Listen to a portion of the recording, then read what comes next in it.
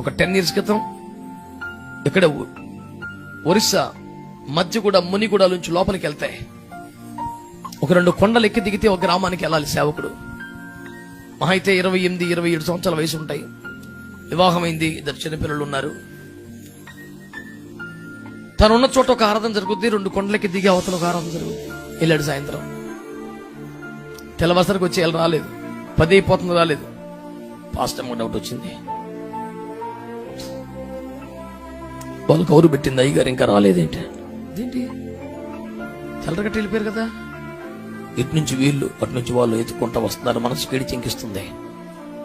ఒక చెట్టులోకి వచ్చాక చూస్తే ఓ చెట్ల కింద తల ఒక చోట, మొండె ఒక చోట ఉంది.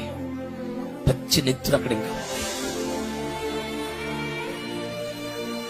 క్రైస్తవ వ్యతిరేక తీవ్రవాద భావాలు కలిగిన వారు చంపేశారు.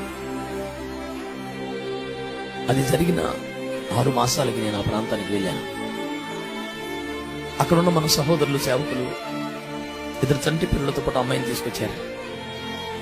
అన్న మొన్న చనిపేశారు పాస్టర్ గారిని, ఆయన భార్య పిల్లలన్న. వాళ్ళని చూస్తే నాకు దుఃఖం పొంగుకొచ్చింది. ఏమని ఆదరించాలని నోరు పెగలేదు, కళ్ళంట నీళ్లు ప్రవాహంలా వచ్చేస్తున్నాయి. అమ్మాయి దగ్గరికి వచ్చి ప్రార్థన చేయండి అయ్యా. ఏం ప్రార్థన చేయమంటావు అని అడిగాను.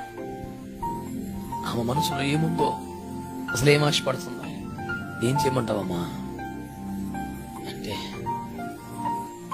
చిన్న పిల్లల్ని చూసుకునే వాళ్ళు ఎవరన్నా దొరికితే అన్నయ్య, మరి ఆయన గారు వదిలేసిన సేవకాల ప్రతి వారం 2 కొండలు ఎక్కాలన్నా నేను వెళ్ళాలి కదా. ఇప్పుడు పగిలిపోయింది. ఇడిచికొడితే 23-24 సంవత్సరాలు ఉంటాయి ఆ పిల్లకి. విధవరాలు అయిపోయింది. తన భర్త తలను చేతిలో పట్టుకుని కూర్చొని నడుస్తుంది. మొండెం ఎక్కడో ఉంది.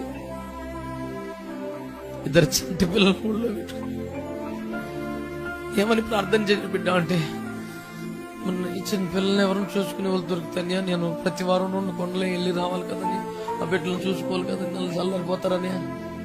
ఎందుకు బ్రతుకుతున్నారా? కేవలం దేవుడి రాజ్యం వచ్చింది. నా జీవితానికి ఆధారం ఏంటని లేదు, నేను అడ్డ బతకాలని లేదు, మా అమ్మ నాన్న ఏదైనా చేయాలని లేదు, నాకు నెక్స్ట్ లైఫ్ ఫ్యూచర్ ఏంటి, నాకు ఏదైనా తోడు నీడ కావాలి. నా బిడ్డలను చూసుకున్న వాళ్ళు ఒక్కరు దొరికితే నమ్మకస్తులు. నేను రేహిం బాబలు ఆ విశ్వాసాలు చల్లారిపోకుండా అసలు మళ్ళీ ఆ దారికి వెళ్ళడానికి భయపడాలండి. ఎంత పెద్దల మగోడైనా ఒక ఆడబిడ్డ పిల్లలను చూసుకుంటే నేను వెళ్ళిపోతాను ఆదివారం సాయంకాలం అంటుంది. నేను నీకేం ప్రార్థన చేయగలను బిడ్డ, నువ్వే నాకు చెయ్యి, నీ స్థాయిలో నేను లేనని చెప్పుకున్నాను నా బిడ్డ దగ్గర.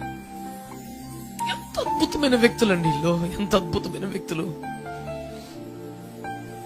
దేవుడు కంచె తీసి వేసిన అడవి పందులు పెళ్లగించేస్తున్న, దారిపోయి వాడు కొమ్మలు ఇచ్చేస్తున్న స్వరం కూడా తగ్గలేదు ఆ బిడ్డకి.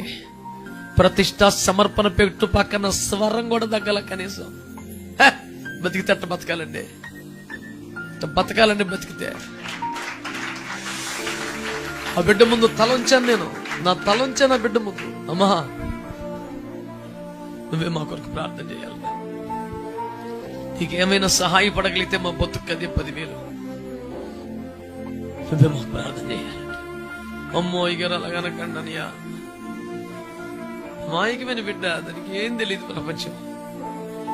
ఒకటి తెలుసు, మా ఆయన గారు, మా పాస్టర్ గారు చనిపోయినంత మాత్రం అక్కడ సేవ ఆగకూడదు. ఈ త్రోవలో వెళితే ప్రాణం పోగొట్టుకున్నాడు, ఆ త్రోవలో నేను వెళ్లాల్సిందే నా బిడ్డల కోసం.